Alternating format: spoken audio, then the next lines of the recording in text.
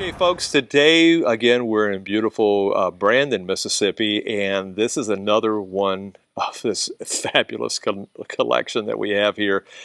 And, you know, no one's on camera right now because, as I just said off camera, this car is doing all the talking. It's a Mach 1. And what year again, Glenn, is this? That's a 73. That's a 73. Look at that, folks. Okay, we can just stand here for 10 minutes and just let film roll, and we don't have to talk because she's beautiful. I don't know what we could add to it to make the story even better than just looking at it. And what I'll have you do when we're done at the end of the video, I think people are going to want to hear this one too. So I'm going to stand around back as you start it up and you rev it up a little bit to let it have its own little chorus and speak to the people. I gotcha. We can do that. So Glenn, anyway, hey, tell us about this car. Well, just 73 Mustang Mach 1. 351 Cobra Jet Ram Air. This is a fairly low mile car too. This one's got just over 50,000 miles. We actually got this off he was an Air Force bomber pilot. And it was, he was based in Georgia at an air base there. So it was the same thing that I've had with some of these other cars that I've told you about. I have repainted this car because when I got it, the paint was faded so bad from sitting out in the parking lot while this guy was out flying missions. That all the seals on it were dry rotted. Okay. And the paint was chalky and Gotcha. Almost white. Okay. You know, because it was faded so bad. So I repainted it and put all new seals on it. So originally, though, you were telling me it was grabber yellow. Grabber yellow, that's but right. This isn't grabber yellow. I painted this with a DuPont Hot Hues Lemon Twist Pearl Metallic. Or I would just call it attitude yellow. Yeah, it's got an attitude, for sure. I think it meets the demand and the attitude of the car. And I don't, it's not going to pick it up on camera, folks. I'm going to try to get an angle here. But you've just got the tiniest flake in there. If you go to the other side with the sun shining on it, you might get a better view. Oh, no, I'm blinded now. It just sparkles. Look at, I'm trying to pick up just the, and lemon twist, you said? Lemon Twist Pearl Metallic. And the pearl in it is so fine. Yeah. It's, gosh, You actually have to base coat this one with it was a white pearl. Oh. That was what I painted it first. Okay. And then you go over it with it's almost like a transparent yellow, it looks like, over the top of that. And then I put the stripes on and then I clear it over the whole thing. So that's what gives it that luminescence to That's it. right. That's right. That white pearl with like a highlighter yellow over it. Yes. And I'll tell you when it really pops is, you know how at a gas station the bright lights shine down on a vehicle? This car at night, you pull it into a gas station with those bright lights shining on it. I've actually had people going by and lock up the brakes because they see this car and they're rolling down the window. What is that? Man. Because it just pops. It's popping right now, but I just like, and I know this is not going to come across on camera, but, and the gloss black, the rocker panel, the hood, it's just, oh. Yeah, I did that on purpose because generally that's more like a flat or satin. Or satin, yeah. Yeah, that's right. Yeah, but you did it with the contrast, and you can see how nice that is. You can see the reflection of the gravel in it. It's just perfect. You can. And what I was telling you earlier, I really like about it, it's quintessential 70s. It's not quite late 70s with all the stripe performance, but you have a chin spoiler, which I don't know that it really served that much purpose. It looked cool as heck. Yeah. And then, of course, you got these louvers. Because if not, you're cooking the person in the back seat if you had people riding back there. And then you got the spoiler, which at the speeds you would normally do without getting arrested and thrown in jail and thrown the key away. It really didn't provide any downforce, but it looked cool as hell. Yeah, no, look, it's just the total package. I mean, you got the blackout on the hood, the stripes, the lower portion. You got the spoilers, the slats, the honeycomb grill on the front, honeycomb panel on the back. And that's what I've always loved. Pop open gas cap. I don't know that I've ever seen that many of these from the front, and I don't think many people have either. They always see this tail end of them. That's what you see in a Mach 1 that's right. when it's on the road. They're always in front of you. You know, and I told you a few minutes ago off camera that up until recently, I've not really been a fan of this car because I think the proportions were just so much bigger than the original Mustang. And the purists would say, "Yep, you're right. It just grew too big," and that was always a knock on it. But now, you know, these things are growing on me. I love them. Yeah, and I'll tell you, not ever to me. I think the proportions are very aesthetically appealing to me. Yep. This has always been one of my most favorite cars. Really? Okay. Yeah, it really has. And this from the Ford guy. Yeah. I mean, and so you know it. And just look at the profile on this vehicle. Well, and I said that. You know, earlier we talked about it. It's the epitome of the long hood, short deck. Yeah. Muscle car look. I mean, this thing is reared up on its haunches, getting ready to pounce now. Just look at the proportions. Yeah. I mean, how much front you got, how much back you got. Yep. You know, and what Ford calls it some people call it a flat back, but Ford called it a sports roof. Okay. But just you know, all the proportions, both front, middle, and back of this vehicle. Like I said, just the design elements and the appeal of the design to me is it's off the charts. I mean, it's always been that way to me. And I think that's what what I was getting at, and what I probably didn't articulate as well is that what it is about me. I was sticking to the original look. Well, you weren't alone quite a bit. Because, you know, I was the exception, not the rule. The rule was, like you said, most people thought it's growing too big, too fat. You know, the original Mustang was a small, light, you know, nimble. Yep. And this wasn't that. What did this? Any idea what this grew by? 2, 3, 4 feet? I'd like to measure it off. And anybody knows anything about that in the comments, because it looks twice as long as the original. I used to be able to tell you how much bigger it was. I think this is like about 106-inch wheelbase, but again, I could be wrong. Okay. But what they basically did was Bunky Knudsen come over from GM. Yes. Yep. And you know, he needed to. He wanted some big guns to compete with some of that. You know, GM was putting the 396s in Camaros, and you know, and you know, they had the 427s and the 454s, and he says we need to be able to put a 429 in this thing, big 385 series Ford, big block. Right. And that's what this car was designed to handle. Was that big? You know, they used to call them Lima motors because that's where they were produced, Lima, Ohio. Yep.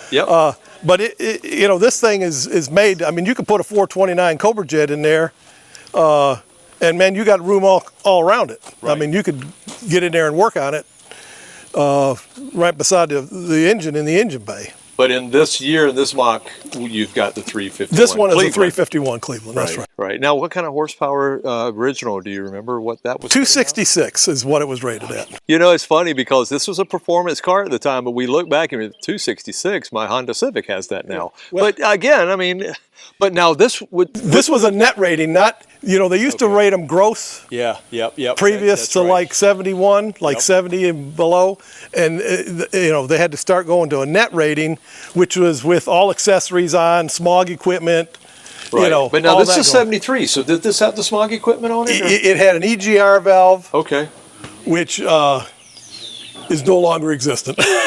Fell off. Yeah, that's right. I don't know what happened to it. It just disappeared one day. Yeah. Thieves. But I don't think it had an air pump on it. Okay. But it did have an EGR valve, and that was really about it. But you know, they lowered the compression. Yeah. And retarded the timing. Yep. All that sort of stuff. That's right. And the fuel savings. And right. All that, so. Where in this car still has a little bit lower compression, but I have changed the timing on it and the induction, you know, a little bit. Okay. So it's freed it up. You know, it goes a little better than like a lot of your cars. You've massaged it under the hood a little bit, just to take not any drastic changes to where you've thrown out the complete motor and everything. It was the engine that was in it, but you've tweaked what was there. That's right. It's got electronic ignition now. Oh, there you go. Yeah. Okay. Stuff like that. Which hotter fire, quicker fire, and you got the fire. So there you go. It's very reliable performance, and it still, performs. It'll bark second gear. You know.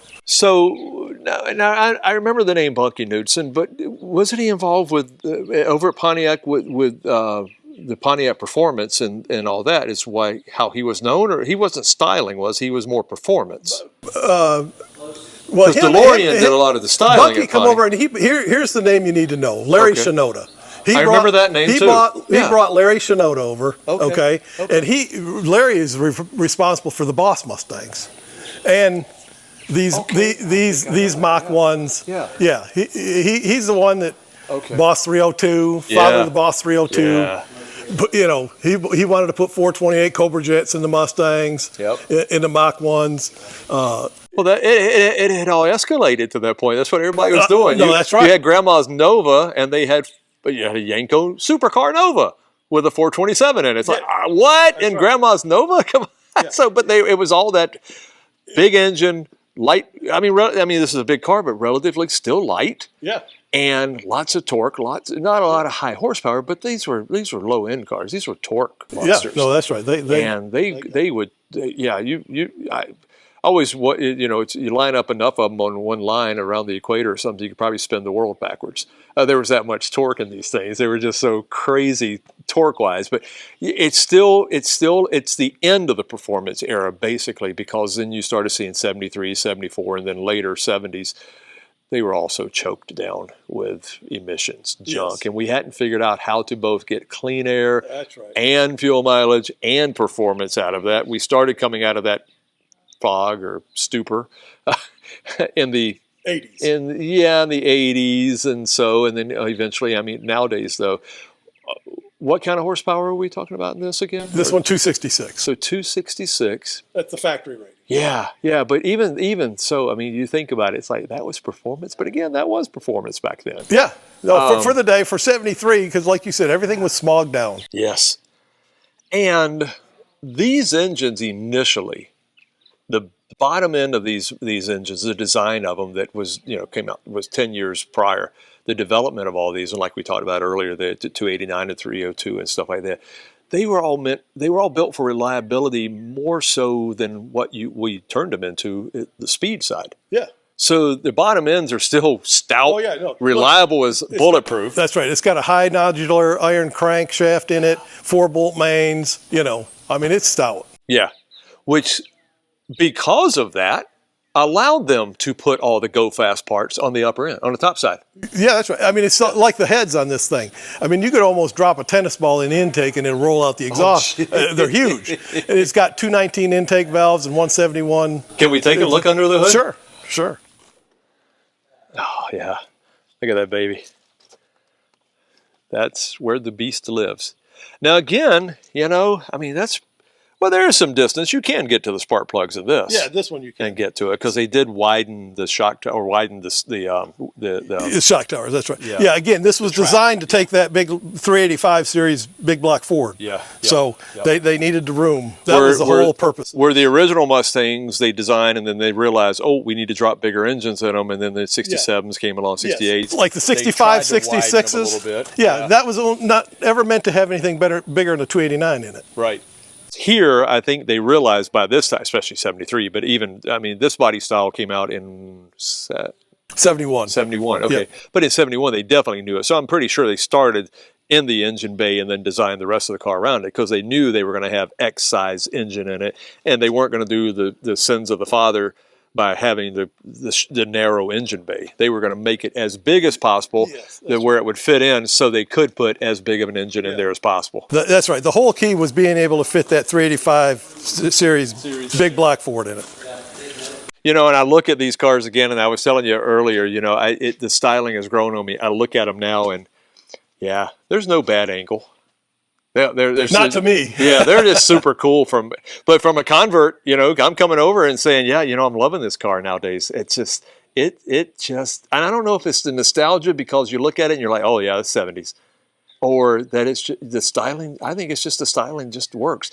That roof line is just so fast. It is a beautiful, beautiful arc all the way to the back panel. Yes. And that's just a straight slab cutoff. That's what I said. To me, the design aesthetics of this vehicle are just the proportions, it's just near perfection to me. Yeah. To me, it's just where I've always been on this car. A lot of people say they're too big, too fat, this, that, or the other thing. But to me, that's just art on wheels to me. So, and we talked real quickly, then we talked about the power on it. So how's the handling? Handling is extraordinarily well. It's got a wider track because it's a bigger car. Sure. And that's one of the things they did. They designed the suspension because, Ford was big into the Trans Am racing back in the day. And the Boss 351 was a Trans Am champion in its own right. Okay. A lot of those design elements were in the factory suspension right from the start. Okay. So they handle very, very well, and they came with bigger tires. Like back in the day, I think you could get an F60 15 tire, which is a fairly wide tread tire. Because you remember earlier in the day, you get a G78, dang thing was 3 inches wide. I'm exaggerating to make a point, tire. and you put it on a big, like my 65 Galaxy in there, or my 66 Galaxy. All over the road. Yeah, and you got these little polyglass. Yeah, you got wagon wheels on it. And it's like, what the heck is that? Where they actually started putting some meat on the road. Some meat on them, yeah. Now, are those the same tire size front to rear? No, on this one. This is one of my favorite combinations. So they are staggered. Yeah, I put an 8-inch wheel on the back and a 7-inch wheel up front, and I run a 255 60-15, and versus on the front a 235 60-15. Okay. That's just the way. That's about my favorite combination on some of these older cars. And it's not a great distance difference. But I can tell it from here. Yeah, you can see it, but it's got a good stance to it. And that's factory stance and everything. Yep. So anything special with the suspension or anything on this car? Is it, have you done anything to it, or was there with the Mach 1 anything really? Other than I put, of course they didn't have these back in the day, put all polyurethane bushings on it. Oh, sure, yeah. On the sway bars. Just for longevity, reliability, and comfort. Because you never have to do anything. Less squeaks. Yeah, and high pressure gas charge shocks all the way around. Okay. And that gives you all the handling.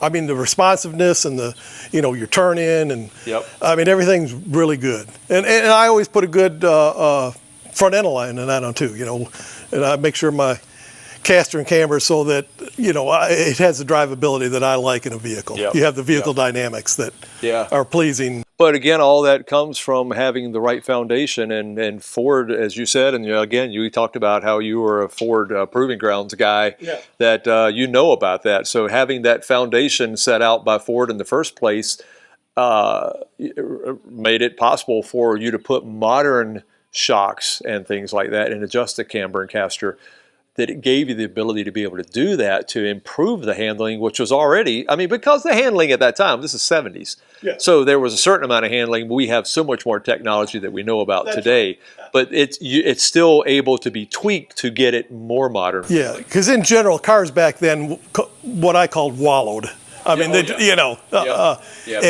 that's not very attractive to me. I don't like that. I like having control. Well, it's not confidence building at all when you've got that kind of speed that you feel like you're all over the road because it just doesn't. Yeah, see, and not so much anymore as I'm getting older, but back in the day, I used to like to go to the outer edges of the envelope, and you know what I'm saying. So right. You got to have something that's competent, but you also have to have an understanding of vehicle dynamics, like you've heard me say before, right. and knowing where the limits are, and so you don't get yourself into trouble, but also.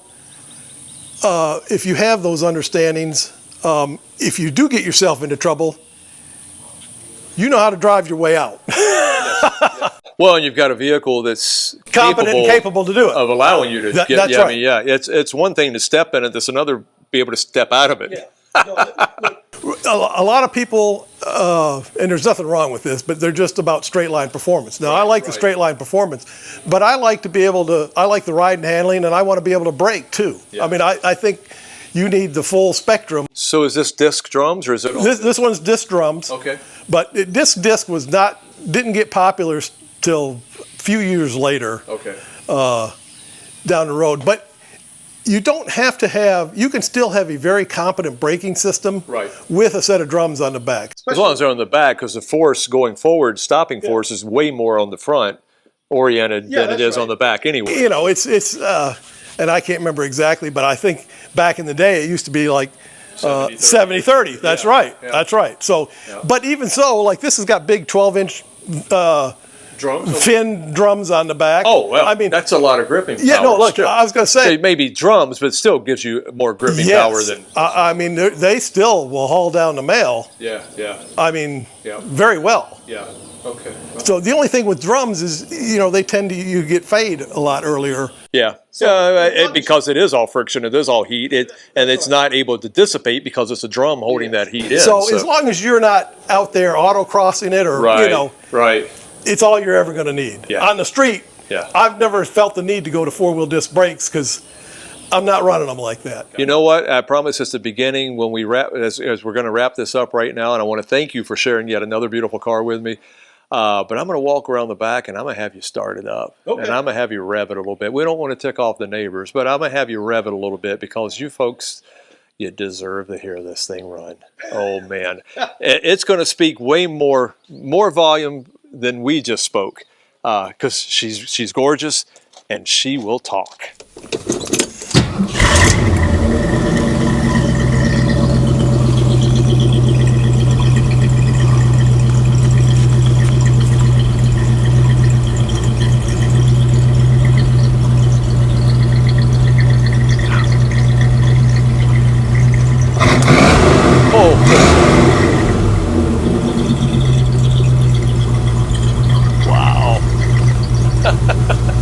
But man, oh man, she's gorgeous. Thank you. Thanks for sharing yet another car with us. You bet. Awesome. Glad Thanks for you're here. watching, folks.